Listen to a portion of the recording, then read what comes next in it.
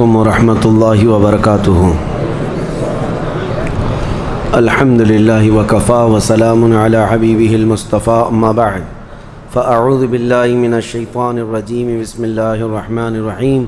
ان اللہ وملائکتہ یصلون علی النبی یا ایہا الذین آمنوا صلوا علیہ وسلموا تسلیما۔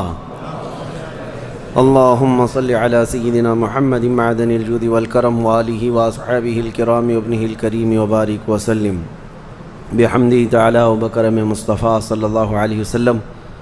آج کی اس شب میں قرآن عظیم کے 24 پارے مکمل ہو چکے۔ اللہ کریم بقیہ قرآن عظیم کے بچے ہوئے پاروں کو صحیح تجوید سے پڑھنے اور آپ کو سماعت کرنے کی توفیق عطا فرمائے۔ آج رمضان المبارکہ کے آخری عشرے کی پہلی رات ہے، یعنی 21ویں شب ہے، اور فرمان مصطفیٰ صلی اللہ تعالی علیہ وسلم کے مطابق کہ شب قدر کو رمضان کی آخری طاق راتوں میں تلاش کرو۔ طاق راتوں کا مطلب یہی ہے 21، 23، 25، 27 اور 29۔ یہ 5 راتوں میں شب قدر کو تلاش کرنا ہے، اور جس کو شب قدر مل گئی اس کی زندگی وصول ہو گئی۔ اس دن وہ جو مانگے اسے اللہ عطا فرمائے گا اور اس کی بخشش ہو جائے گی، اور ما سبق جو کچھ بھی اس کے گناہ تھے وہ اس دن معاف کر دیے جائیں گے۔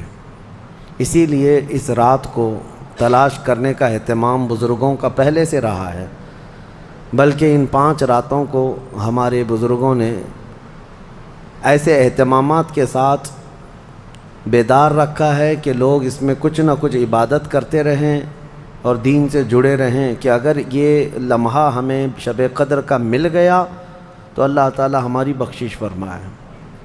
لیکن مجھے حیرت ہے، افسوس بھی ہے، بڑے شہروں میں اور خصوصیت کے ساتھ یہاں ممبئی میں تو کثرت سے ہے، رمضان کی راتیں لوگوں کو ایسا لگتا ہے کیرم کھیلنے کے لیے آتی ہیں، بکرے لڑانے کے لیے آتی ہیں، اور پھر رات بھر لوگ اپنے اپنے گراؤنڈ سجا کر کے کھیلنے میں مصروف رہتے ہیں۔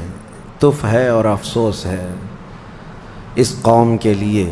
اللہ ہدایت عطا فرمائے۔ تمہیں زندگی بھر تو کھیلنے میں ہی گزرا ہے، پھر کیا تم نے رمضان کو بھی کھیلنے کے لیے ہی بنا لیا؟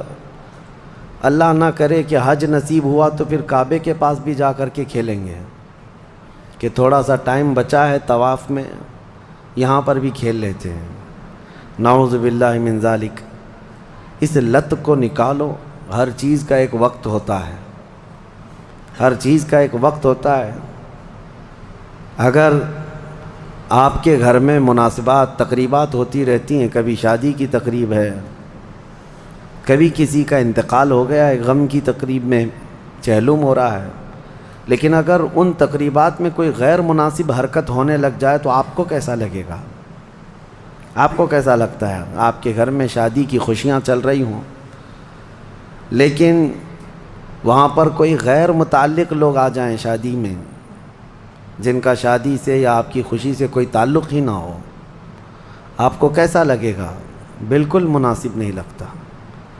اسی طرح میرے عزیزو، یہ رمضان تو اللہ تعالیٰ فرما رہا ہے ہر رات بخشش کے لیے مولا پکار رہا ہے اپنے بندوں کو، اور بندے رمضان کے غیر متعلق حرکتوں میں رہ جائیں تو یہ کتنی بڑی افسوس کی بات ہے۔ آج ہم نے جو تلاوت کی ہے اس میں سورہ مؤمن، سورہ حامیم السجدہ، اور اس سے پہلے سورہ زمر کی آیتیں بھی تلاوت کی ہیں۔ سورہ زمر میں اللہ تعالیٰ فرماتا ہے قیامت کے دن کا منظر، کیسے قیامت قائم ہوگی۔ وَنُفِخَ فِي الصُّورِ فَصَعِقَ مَنْ فِي السَّمَاوَاتِ وَمَنْ فِي الْأَرْضِ إِلَّا مَنْ شَاءَ اللَّهُ۔ سور پھونکی جائے گی۔ ہوگا کہ ایک وقت آئے گا اس کا جب دنیا اینڈ ہونے والی، ختم ہونے والی۔ سائنس بھی آج اس بات کو تسلیم کر رہا ہے کہ یہ جو سولار سسٹم ہے اس کی ایک عمر ہے، اس کی ایک ایج ہے، اس کے بعد یہ ختم ہونے کے قریب آئے گا۔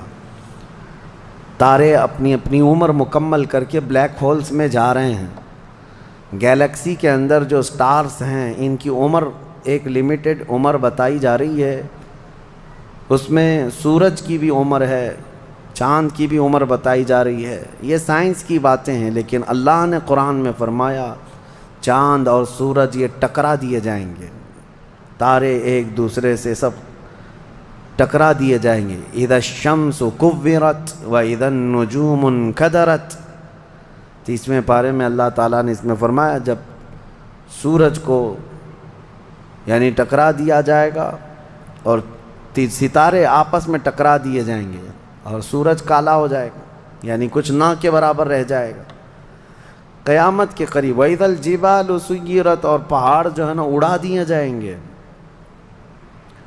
اور سمندروں میں آگ لگا دی جائے گی، زمین پوری ختم کر دی جائے گی۔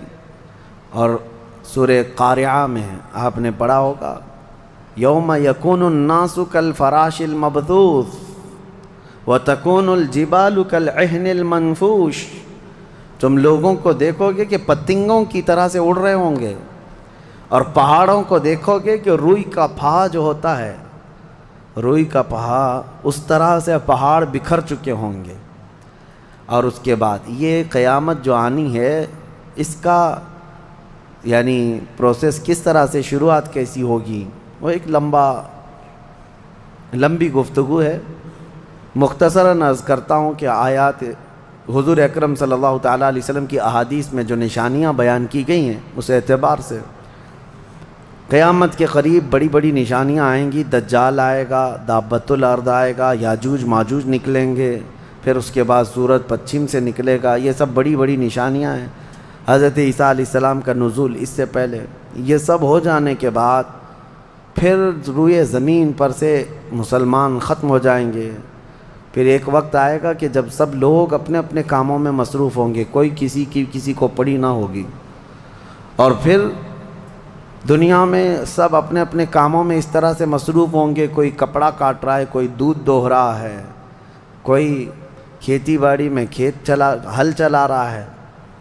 اللہ تعالیٰ قرآن میں فرماتا ہے کہ تم دیکھو گے ان زلزلۃ الساعۃ شیء عظیم یوم ترونها تذهل كل مرضعۃ عما ارضعت وتضع كل ذات حمل حملها، اچانک ایک سور کی آواز آئے گی، وہی سور آج ہم نے تلاوت میں پڑھا ہے۔ اسرافیل علیہ السلام اللہ کے ایک فرشتے ہیں، ایک باجے کی شکل کی چیز وہ لے کر کھڑے ہیں، وہ بجانا شروع کریں گے۔ شروع میں دھیمی دھیمی آواز آئے گی اور یہ آواز بڑھتی چلی جائے گی یہاں تک کہ یہ آواز اتنی سخت ہو جائے گی کہ جو جہاں تھا وہیں کھڑا رہ جائے گا۔ کپڑا کاٹ رہا تھا اس کے ہاتھ سے کینچی گر گئی، جو کھیتی باڑی کر رہا تھا، ہل چلا رہا تھا، وہ وہیں کا وہیں رک جائے گا۔ دودھ دوہنے والا اس کا ہاتھ ویسے ہی رہ جائے گا، یہاں تک کہ حاملہ عورتوں کے پیٹ سے بچہ نکل کر گر جائے گا، جو عورتیں حمل سے ہوں گی۔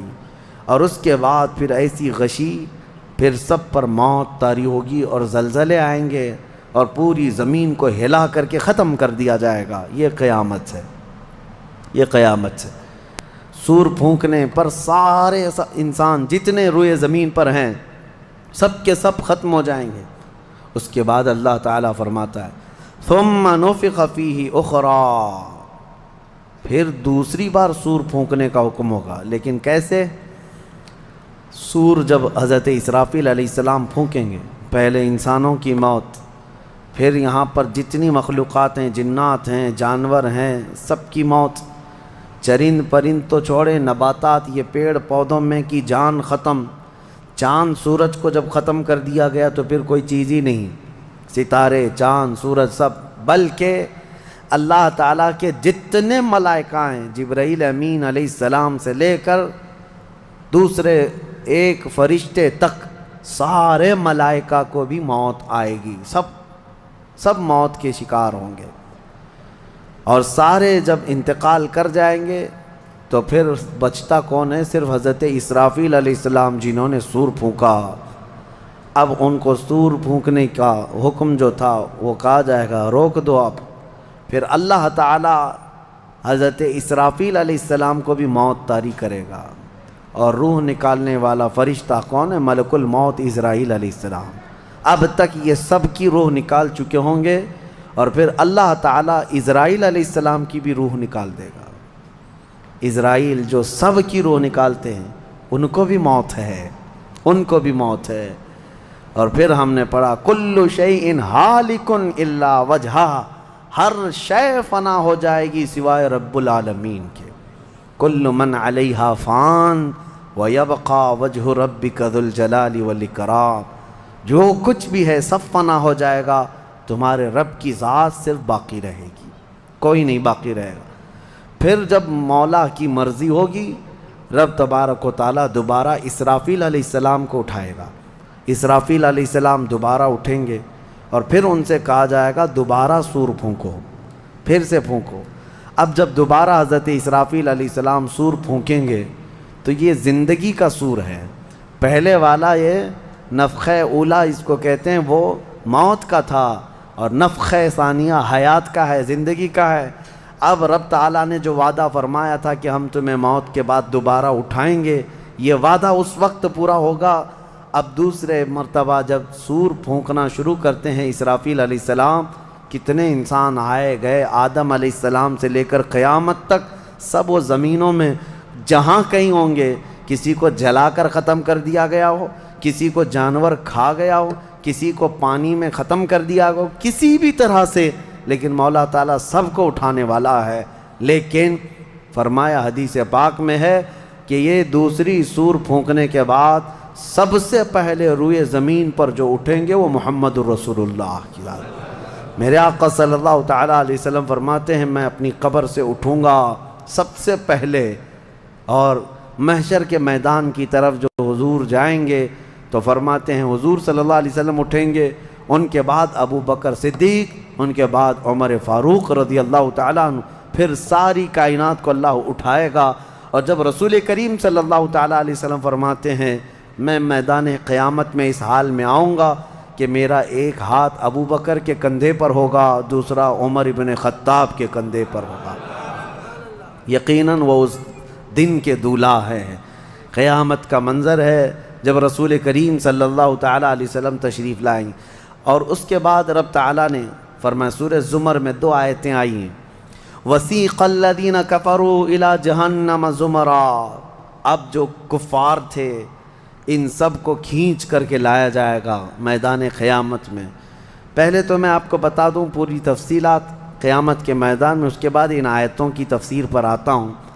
پھر جب سب کو اٹھا دیا گیا تو ایک زمین ہوگی، اب وہ زمین کہاں ہوگی وہ اللہ بہتر جانتا ہے کس جگہ، کیونکہ یہ زمین ہے ہی نہیں، یہ آسمان ہے ہی نہیں، تو پھر اس وقت بنے گا کیا یہ اللہ ہی بہتر جانے۔ کہاں بنے گا، کس طرح بنے گا، اس میں ہم نہ سوچ سکتے ہیں نہ مثال دے سکتے ہیں۔ اب آپ مجھے بتاؤ، یہ جو زمین جس پہ آپ بیٹھے ہیں یہ ختم ہونے والی، کیا رہے گا نیچے؟ آسمان جو دکھ رہا ہے یہ بھی ختم ہونے والا ہے، پھر کیا رہے گا اوپر ہمیں نہیں معلوم۔ لیکن اللہ کریم ایک زمین بنائے گا جس کے متعلق کہا گیا وہ تانبے اور پیتل سے بنی ہوئی ہوگی، یہ مٹی والی زمین نہیں۔ اور پھر اس کے بعد سورج کو پھر دوبارہ زندہ کیا جائے گا، اور سورج کو سب کے سروں پر لا کر کھڑا کر دیا جائے گا۔ اب وہ زمین اور جس میں سارے انسانوں کو جمع کر دیا گیا ہے، آپ اندازہ کریں وہ زمین میں نہ کوئی عمارت ہوگی نہ درخت ہوگا، وہ بالکل فلیٹ زمین ہے، صرف میدان ہی میدان ہے۔ ایسا نہیں ہے کہ یہاں پر کوئی میدان اور تھوڑی دور کے بعد کوئی عمارت دکھے گی یا کوئی درخت دکھے گا یا کوئی پہاڑ، نہیں، کچھ نہیں، صرف سیدھی زمین۔ اسی لیے کہ وہاں تم 500 سال بھی اس میدان میں بھاگتے رہو گے تو سائے کے لیے ایک پتا بھی نہیں ملے گا، ایک پتا بھی نہیں، کہاں سایہ حاصل کر سکو۔ لیکن کچھ خوش نصیبوں کے لیے اللہ نے فرمایا کہ عرش کا سایہ انہیں اللہ عطا فرمائے گا۔ وہ کون لوگ ہیں؟ ان میں کئی لوگ ہیں، جس میں سے ایک ہی میں بتاتا ہوں، رجل تعلق قلبہ بالمساجد، وہ ایسا آدمی جس کا دل مسجدوں میں لگا ہوا ہے، قیامت کے دن اسے اللہ عرش کا سایہ عطا فرمائے گا۔ آپ کی نماز ہو گئی، بیٹھے کیوں ہیں؟ نماز ہو گئی، نماز کے بعد چلے جانا چاہیے، لیکن تمہارا دل مسجد میں لگا ہوا ہے، انہی لوگوں کی فضیلت میں ہے جب قیامت کے دن کوئی سایہ نہ ہوگا، ان لوگوں کے لیے اللہ عرش کا سایہ عطا کرے گا۔ اب یہ جو سارے لوگ جمع ہوں گے، کسی کو کچھ پتہ نہیں کہ ہونا کیا ہے، کسی کو نہیں پتہ کہ کیا ہونا ہے، نفسا نفسی کا عالم ہے اور سب ایک دوسرے کو تک رہے ہیں۔ اب یہی مسئلہ ہے کہ سارے لوگ وہاں پہ کفار بھی ہوں گے، مشرکین بھی ہوں گے، جتنی امتیں پہلے آئی تھی وہ بھی ہیں، انبیاء بھی ہیں، اولیاء بھی ہیں، صلحاء بھی ہیں، صحابہ بھی ہیں، علماء بھی ہیں، سب ہیں، لیکن کسی کو کچھ سوچتا نہیں کہ کیا کیا جائے۔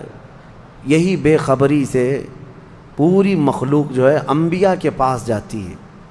انبیاء میں سب سے پہلے ابو البشر سیدنا آدم علیہ السلام سے کہتے ہیں سارے لوگ، آپ تو ہم سب کے باپ ہیں، ہمارے لیے اللہ کی بارگاہ میں سفارش کریں کہ کچھ ہمارے متعلق کیا حکم ہے وہ پتہ چل جائے، ہمیں کہاں جانا ہے، جنت میں یا دوزخ میں، یہ ابھی پتہ چل جائے، حساب بھی نہیں شروع ہو رہا ہے۔ تو آدم علیہ السلام نے فرمایا، وہ فرمائیں گے کہ اے لوگو جاؤ، اس لیے کہ مجھے ڈر ہے اللہ کریم کی بارگاہ میں نے جنت میں وہ ممنوع شجر کا جو پھل کھا لیا تھا، مجھے آج بھی اس کا احساس ہے کہ کہیں رب تبارک و تعالیٰ مجھے اس پر عتاب نہ فرما دے، جاؤ کسی اور کے پاس۔ جتنے نبیوں کے پاس یہ قوم جاتی تھی وہ انبیاء کرام یہ کہتے آج ہمیں خوف ہے اللہ کریم کی بارگاہ میں، وہ قہار ہے، وہ جبار ہے۔ اور میں نے آج ایک آیت یہ بھی پڑھی ہے سورہ مومن میں، اللہ نے فرمایا لمن الملک اليوم، اس دن یہ آواز آئے گی آج کی بادشاہت کس کی ہے، آج کی بادشاہت کس کی ہے؟ پھر اللہ خود فرمائے گا للہ الواحد القہار، ایک قہر کرنے والے خدا کی آج بادشاہت ہے۔ اس دن صرف اس کی سلطنت ہوگی، صرف اس کی حکومت ہے۔ انبیاء، ملائکہ سب ڈرے ہوئے ہیں، پتہ نہیں برسوں یہ قوم گھومتی رہے گی مخلوق۔ عیسیٰ علیہ السلام فرمائیں گے کہ اے لوگو جاؤ محمد الرسول اللہ کے پاس، آج وہ تمہاری سنیں گے اور اللہ ان کی سنے گا۔ پوری مخلوق جب نبی کریم صلی اللہ علیہ وسلم کے پاس آتی ہے تو نبی پاک صلی اللہ تعالیٰ علیہ وسلم فرماتے ہیں ہاں میں اسی کے انتظار میں ہوں۔ پھر حضور صلی اللہ علیہ وسلم سجدے میں گرتے ہیں اور اللہ کو منانے لگتے ہیں کہ مولا ہے تو تیرے بندے، تو حساب تو شروع فرما۔ اس کو کہتے ہیں شفاعت کبریٰ۔ یہ کیا ہے شفاعت کبریٰ؟ بڑی شفاعت، یہ سب کے لیے، کافروں کے لیے، مشرکوں کے لیے، سب کے لیے۔ یعنی حضور کی پہلی شفاعت کس کام کی تھی؟ کہ اللہ حساب تو شروع کرے، یہ شفاعت کبریٰ ہے، حساب شروع کرے مولا تعالیٰ ساری انسانیت کے لیے۔ حضور جب سجدے میں گرتے ہیں اللہ کریم فرماتا ہے ارفع رأسک یا محمد۔ حضور نے یہ فرمایا ہے کہ اس دن میں سجدے میں ایسی ثنا اور ایسی حمد بیان کروں گا اللہ کی جو آج تک کسی نے نہیں بیان کی ہوگی، اور اسی دن مجھے اللہ وہ تلقین بھی فرمائے گا۔ اور جب حضور ثنا کر رہے ہوں گے اللہ فرماتا ہے ارفع رأسک یا محمد، اے محمد صلی اللہ علیہ وسلم اپنا سر اٹھائیے، آپ مانگیے آپ کو دیا جائے گا، آپ پوچھئے آپ کو جواب دیا جائے گا۔ یہ پہلا سوال ہے اللہ کی بارگاہ میں قیامت کے دن، اور پہلا جواب ہے، باقی کسی بندے کو کوئی جواب نہیں تھا۔ اللہ کی بارگاہ میں حضور نے جب یہ عرض کیا تو رب تعالیٰ فرماتا ہے ملائکہ کو جس کی ڈیوٹی تھی، جس کا کام تھا کہ میدان قیامت میں میزان عمل لگا دیا جائے، حساب و کتاب ہوں، سب کے نام اعمال ان کے ہاتھوں میں دیے جائیں، سب کو پڑھنے کا حکم دیا جائے۔ اب حساب کا آرڈر آ گیا، حکم آ گیا، تو لوگ تھوڑی راحت کی سانس لیتے ہیں کہ چلو حساب شروع ہونے والا ہے، لیکن ابھی اتنا آسان نہیں ہے، اتنا آسان نہیں۔ اب فرشتے لا رہے ہیں سب کے اعمال نامے، لوگوں کو ایسا لگتا ہے اعمال نامہ یہ 4 پنے کا ہوگا، ہاں جیسے ایگزام پیپر میں فل شیٹ A4 سائز کی شیٹ لے کر کے بیٹھتے ہیں۔ قرآن میں تو اللہ تعالیٰ نے فرمایا کہ جب نامہ اعمال فرشتے لے کر کے آئیں گے تو کتنے ہوں گے پتہ ہے؟ تمہاری نظر جہاں تک جاتی ہوگی وہاں تک صرف کتابیں تمہاری ہوں گی، صرف تمہاری کتابیں فرشتے لاد کر کے لا رہے ہوں گے۔ اس میں سب لکھا ہوگا، زندگی میں جتنی مرتبہ باتیں کیا تھا، جو کچھ بھی کیا تھا، سب ڈیٹیل ہوگا۔ اور ہر آدمی وہاں پکار کر کے کیا کہتا ہے؟ ما لہذا الکتاب لا یغادر صغیرۃ ولا کبیرۃ الا احصاها۔ اے اللہ تو کیسی کتاب بنا دیا، اس میں چھوٹی چیز بھی نہیں چھوڑی گئی، بڑی چیز بھی نہیں چھوڑی گئی، سب لکھ دیا گیا ہے۔ اور پھر لا کر کے تھما دیا جائے گا۔ یہ پہلی علامت ہے کہ جس کے سیدھے ہاتھ میں اس کے نامہ اعمال پکڑا دیے جائیں گے، فرمایا گیا اس کے لیے وہیں سے ہلکا پن ہے، بشارت ہے کہ آسانی ہوگی۔ اور جس کے بائیں ہاتھ میں فرشتوں نے پکڑا دیا تو سمجھ لو کہ اب لمبا اس کا وقت جانے والا ہے، حساب سخت ہونے والا ہے۔ یہ تو صرف پڑھ کے سنانا ہے، اور اس کے بعد پھر پکڑ ہوگی کسی کام پر۔ یہ تو نے کیوں کیا تھا، اس کی وجہ بتا۔ یہ تو نے کیوں کھایا تھا، اس کی وجہ بتا۔ اس کے ساتھ ایسا کیوں کیا تھا، اس کا سبب بتا۔ صرف پڑھ کر کے سنانا نہیں ہے، جو کیا تھا اس کی وجہ بتانا ہے۔ اور جب وجہ کچھ نہ ہوگی، حکم آ جائے گا کہ انہیں اوندھے منہ کھینچ کر کے دوزخ کی طرف لے جائیں۔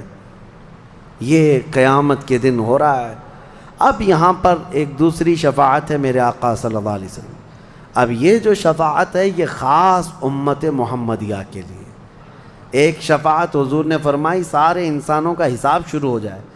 جب حساب شروع ہو گیا تو رب حضور صلی اللہ تعالیٰ علیہ وسلم پھر سجدہ کرتے ہیں اللہ کی بارگاہ میں۔ اللہ فرماتا ہے محبوب سر اٹھائیں، پوچھیں، آپ کو دیا جائے گا۔ حضور عرض کرتے ہیں مولا میری امت کی بخشش آسان فرما دے، میری امت کا حساب آسان فرما دے۔ اب حضور کو اختیار دیا جائے گا، حضور کی یہ بھولی بھالی امت جہاں جہاں ہوگی، حضور صلی اللہ علیہ وسلم فرماتے ہیں میں ان کو دور سے پہچان رہا ہوں گا۔ دیکھو میرے عزیزو، بھرا مجمع ہے، کتنی امتیں ہیں۔ ایک صحابی نے پوچھا یا رسول اللہ ہم کو آپ قیامت میں پہچانیں گے؟ حضور نے فرمایا یقیناً پہچانوں گا۔ کیسے؟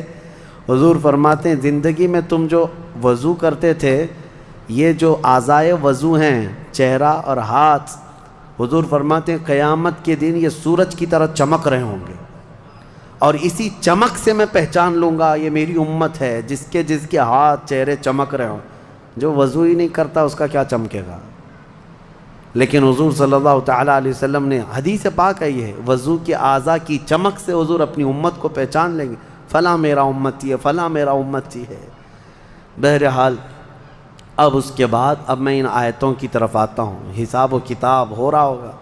سب سے پہلے وہاں پر قیامت کے دن جن کو لایا جائے گا، الگ الگ روایات ہیں، اس میں 3 لوگوں کے متعلق فرمایا گیا، ایک عالم، ایک شہید اور ایک امیر آدمی پیسے والا۔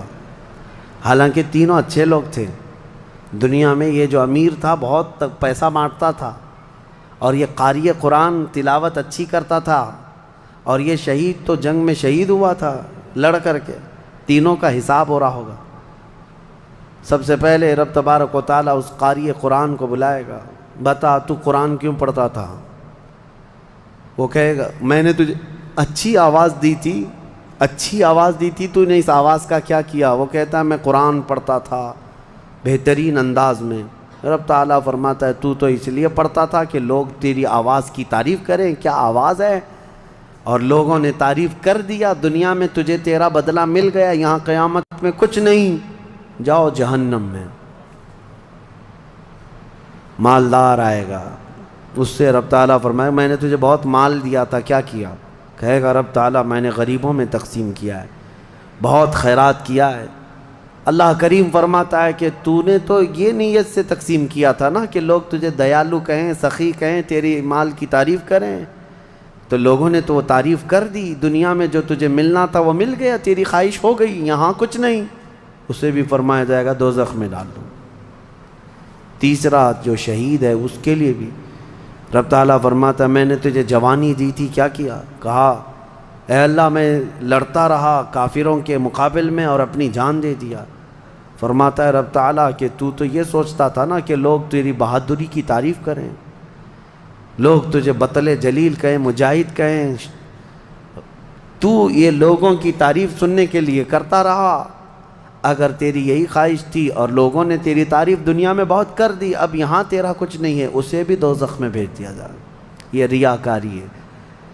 یہ پہلا حساب جن لوگوں کا ہونے والا ہے، یہ 3 لوگوں کے بارے میں حدیث پاک میں ہے۔ پھر میرے آقا صلی اللہ علیہ وسلم فرماتے ہیں قیامت کے میدان سے اس وقت تک کوئی پیر ہٹا نہیں سکتا جب تک اللہ 5 سوالات نہ کر لے۔ ان میں سے پہلا سوال یہی ہے کہ اللہ فرمائے گا میں نے تجھے جوانی دی تھی، تو نے کہاں خرچہ کیا؟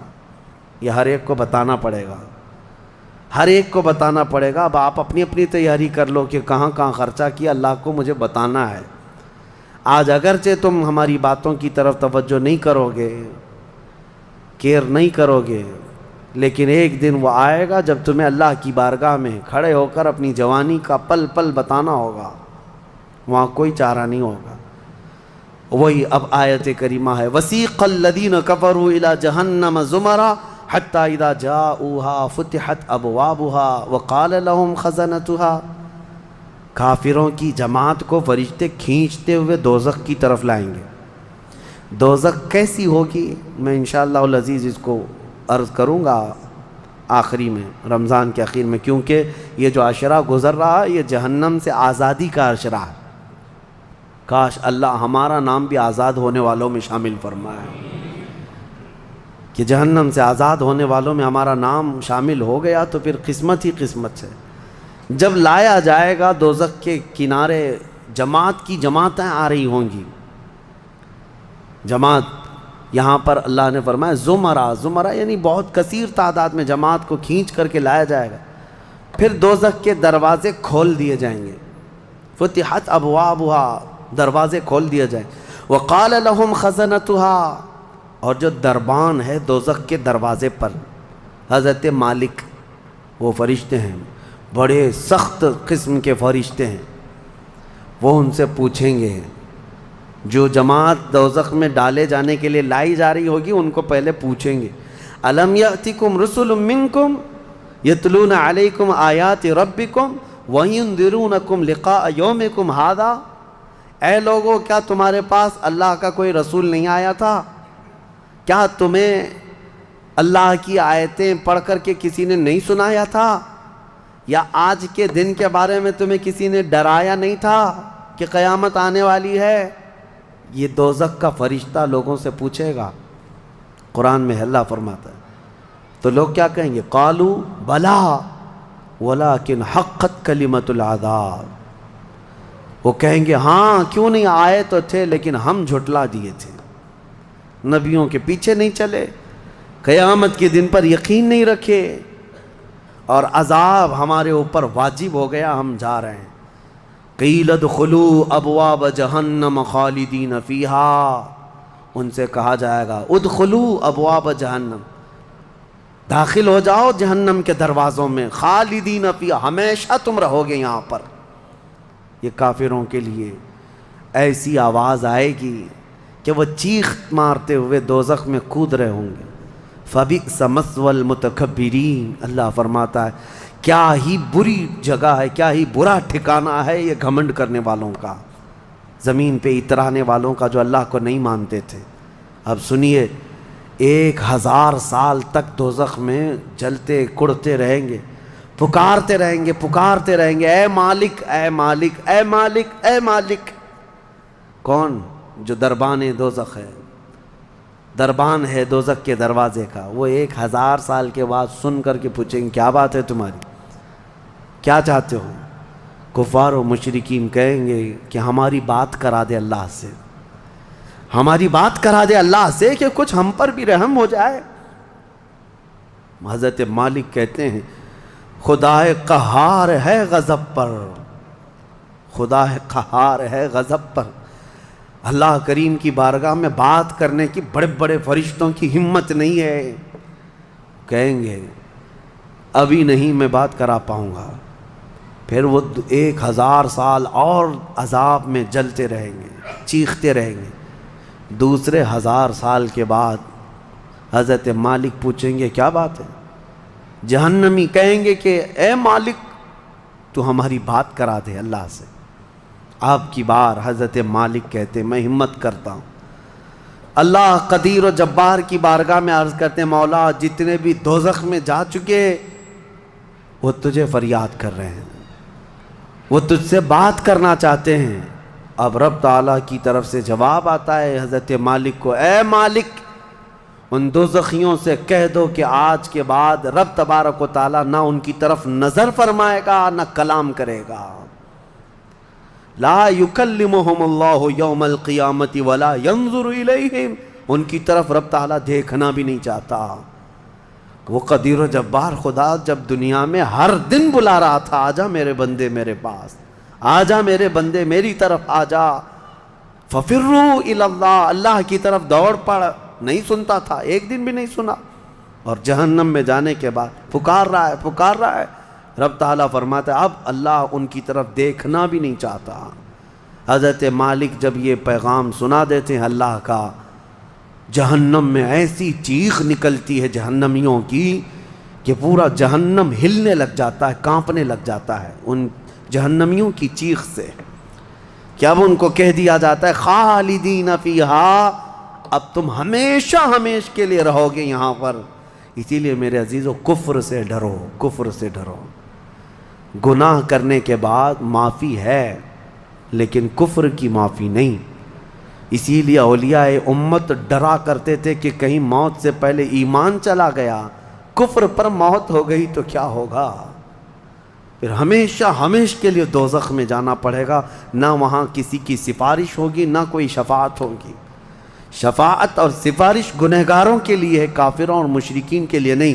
قرآن میں اللہ نے فرمایا ان اللہ لا یغفر ان یشرک بہ ویغفر ما دون ذلک لمن یشاء، بے شک اللہ تعالیٰ اس کے ساتھ کیے ہوئے شرک کو اور کفر کو ہرگز معاف نہیں کرے گا، اور اس کے علاوہ جو کچھ بھی کیا ہے اللہ سب معاف کرے گا، کفر کو اور شرک کو معاف نہیں کرے گا۔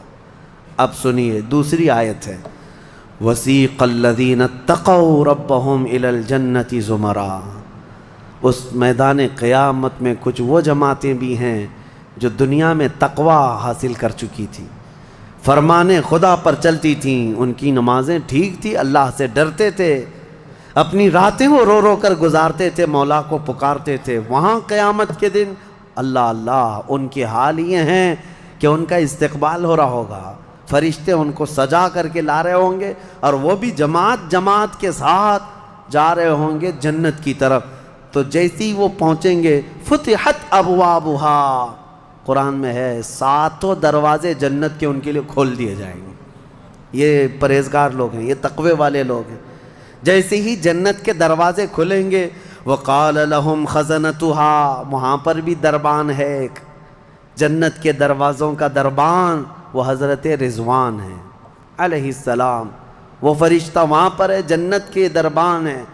جیسے ہی یہ جماعتیں قریب پہنچیں گی دروازوں کے، کیا کہے گا دربان جنت؟ وقال لهم خزنتها سلام علیکم طبتم، مبارک ہو، اللہ کی سلامتی ہو تم کو۔ یہ جو ہم سلام کرتے ہیں نا السلام علیکم، یہ جنتی سلام ہے۔ یہ دربان جنت جو داروغہ ہے جنت کے دروازوں کا، وہ سلام کرے گا فرشتہ جو آ رہے ہیں جنت میں، سلام علیکم طبتم، مبارک ہو، خوش آمدید، اللہ کی سلامتی ہو، فادخلوها، آ جاؤ جنت میں داخل ہو جاؤ، خالدین، ہمیشہ کے لیے، اب تم بھی یہاں سے نہیں جاؤ گے۔ اب ہمارے اس چھوٹی سی زندگی میں بتاؤ میرے عزیزوں، اب اندر جیسے ہی جنتی داخل ہوتے ہیں کیسے، سب سے پہلی نعمت کیا ملتی ہے جنت میں؟ اللہ اکبر، آپ کے لیے اور ہمارے لیے سیب ملے گا، انگور ملے گا، گوشت ملے گا، کھانے کے لیے کیا ملے گا؟ میرے عزیزوں سب نعمتیں اپنی جگہ پر، لیکن فرمایا گیا جنتی جیسے ہی جنت میں پہلا قدم رکھتا ہے محمد الرسول اللہ کھڑے ہوں گے، میرے آقا صلی اللہ تعالیٰ علیہ وسلم ہوں گے اپنے امتیوں کے استقبال کے لیے۔ اس سے بڑی نعمت کیا ہے میرے عزیز؟ جنت میں داخل ہو جانے کے بعد اب سورہ واقعہ جب آپ پڑھیں گے تو جنت کا اس میں تذکرہ ہے۔ اللہ نے فرمایا ثلۃ من الاولین وقلیل من الآخرین، علی سرر موضونۃ متکئین علیہا متقابلین، وہاں دیوان لگائے ہوں گے، بڑے بڑے محلات ہوں گے جن کی ایک اینٹ سونے کی، ایک اینٹ چاندی کی بنائی ہوگی، پورے زمین پر جو گھاس ہوگی وہ زعفران سے بھی زیادہ ملائم۔ اور اللہ نے کتنی جگہ قرآن میں فرمایا جنات تجری من تحتها الانہار، ایسے باغیچے جن میں نہریں بہہ رہی ہوں گی، اور ایسی نہریں جن کا پانی دودھ کی طرح سفید، شہد سے زیادہ میٹھا اور ٹھنڈا، یہ ٹھنڈے میٹھے پانی کی نہریں جس کو کوثر اور سلسبیل کہا گیا ہے، یہ جنت کے باغیچوں سے ہو کر گزر رہی ہوں گی۔ جنتی جتنے بھی ہوں گے وہاں پر وہ نہروں کے قریب بیٹھے ہوں گے، ان کے چہرے اتنے چمک رہے ہوں گے، وجوہ یومئذ ناظرہ، ایسے چمک رہے ہوں گے، دمک رہے ہوں گے، 14ویں کا چاند ان کے چہروں کے سامنے پھیکا ہوگا۔ یہ جنتیوں کے چہرے ہوں گے، اور وہ اپنے جب جنتی محل میں جائیں گے، ایک محل سامنے ہوگا، دوسرا محل ادھر ہوگا، آمنے سامنے جنتی باتیں کرتے ہوئے بیٹھیں گے۔ یہ قرآن پاک میں اللہ نے فرمایا ان کی خدمت کے لیے غلمان، لڑکے بھی ہوں گے، حوران جنت، وہ جنتیوں کی خدمت کے لیے ان کی بیویاں وہاں پر بنائی جائیں گی، وہ اتنی حسین و جمیل خوبصورت ہیں کہ جنتی کے لیے آج تک نہ ویسی خوبصورتی یا حسن دنیا میں کسی نے سنا ہے نہ دیکھا۔ یہ حوران جنت ہر جنتی کو دی جائیں گی۔ اب اس کے بعد جنت میں پہنچ جانے کے بعد تمہارے لیے کیا نہیں ہوگا، ایک طبقہ انبیاء کا ہے، ایک طبقہ جنت میں اولیاء کا ہے، ایک طبقہ شہداء کا ہے، ایک طبقہ صدیقین کا ہے، اور پھر جنتی کے لیے قرآن میں ہے جو وہ خواہش کرے گا فرشتے فوراً اس کے لیے وہ حاضر کریں گے، جو چیز کی خواہش کرے گا۔